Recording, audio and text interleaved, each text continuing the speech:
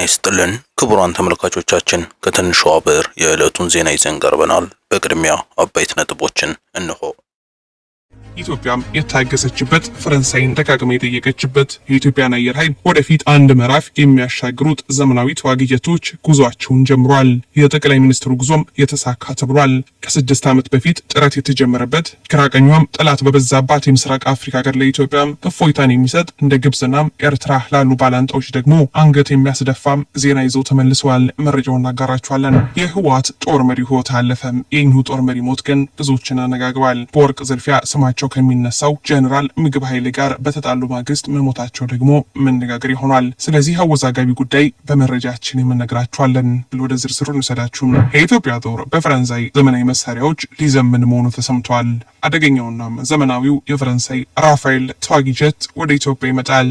ከዓመታት በፊት ጠቅላይ ሚኒስትር አብይ አህመድ የፈረንሳዩን ፕሬዚደንት ማኑኤል ማክሮንን በዘመናዊ ጦር መሳሪያም የኢትዮጵያን አየር ኃይል እንዲያዋቅሩ ጠይቀው ነበር።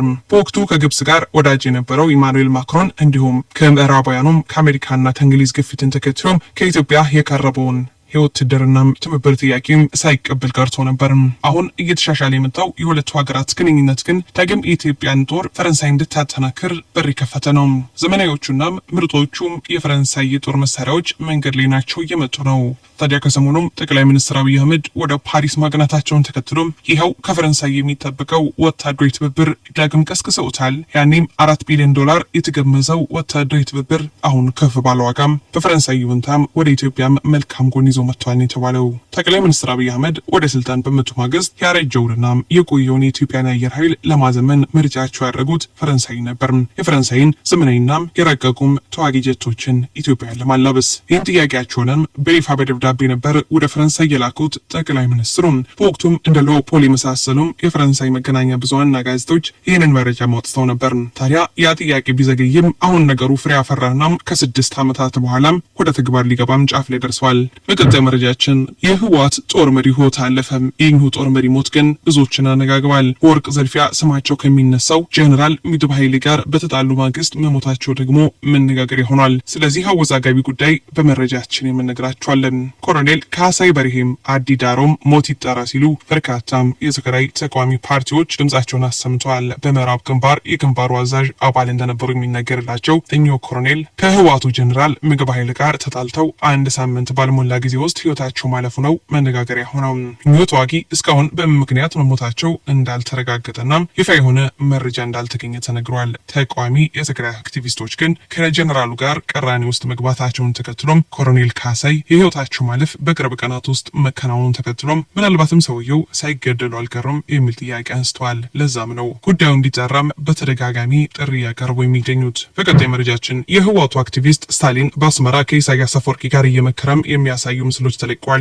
በሰሜኑ ጦርነት ወቅት የኤርትራ ጦር ቤተሰቦችን ገደለብኝ ያለም ሲከስ የነበረው አክቲቪስት ዛሬም የአስመራ መንግስት ወዳጅ ሆኖ ታይቷል። በልመናም ቢሆን ከኢሳያስ አፈወርቂ ጋር ተገናኘ የተባለው ይህ የህወሓት አክቲቪስት ስታሊን ያደዋ ልጅ ከመሆኑ አልፎም የዳዊትናም የሞንጆሪኖ ወይም የፈትለወርቅ ገብረ እግዚአብሔር ልጆች ቤተሰብ ስለመሆኑ ይነገራል። ለዛም ነው የሚሰራው ስራ በሙሉ በአርበኝነት እንጂም በክህደት አያስፈርጀውም፣ የተሰጠውን ኃላፊነት እየተወጣ ስለሚገኝ ሲሉም ባሽሙር ወርፈውታል። ከኢሳያስ ጋር ቃለመጠይቅ የሰራው ስታሊን በዩቲዩብ ገጹ ላይም በቅርቡ ሙሉ ቪዲዮ ይለቃል ተብሎ ይጠበቃል።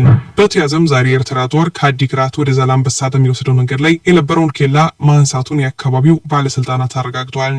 የቀድሞ የህወሓትና የኤርትራ ጥምረት የኢትዮ ኤርትራ የድንበር ጦርነት ተከትሎ ከሁለት አስርት ዓመታት በላይ ከረም ጠላት የነበሩት ሁለት አምባገነን ቡድኖች ህወሓትና ኤርትራ መንግስት ለራሳቸው የስልጣን ወንበር ሲሉም ሽርክና መስርተዋል። ይህን ተከትሎ የቀድሞ ጽንፈኛው የህወሓት ቡድን ከሻዕቢያ ጋር የጀመረው ጽምዶ የተሰኘው ጥምረት የጽንፈኛ ቡድኑን ፖለቲካዊ ውድቀት ማካካሻ እንጂም ለትግራይ ህዝብ ምንም ርባና የሌለው ግንኙነት ነው ሲሉም የፖለቲካ ሳይንስና የታሪክ ምሁሩ ፕሮፌሰር ገላውዲዮስ አሪያ ተናግረዋል። ፕሮፌሰር ገላውዲዮስ እንደገለጹት ጽምዶ ተጽዕኖውን ለመመለስ በሚሹ የተዳከሙ የፖለቲካ ቡድኖች መካከል የተደረገም ተስፋ አስቆራጭ ስምምነት እንጂም የትግራይን ህዝብ መሰረታዊ ቅሬታዎች መመለስ የሚያስችል አይደለም ብለዋል። ህገ ወጧም ህወሓት ህገ ወጥ ተግባር ላይ ተሰማርታለች ሲሉም ከሰዋል። ክቡራን ተመልካቾች ለሰዓቱ ያዝናቸው መረጃዎች በዚሁ አበቁ። በሌሎች መረጃዎች ዳግም እስከምንመለስ በያለንበት ቸር ያሰማን። ሰላም ለሀገራችን፣ ሰላም ለዓለማችን፣ ኢትዮጵያችን ለዘላለም ትኑር።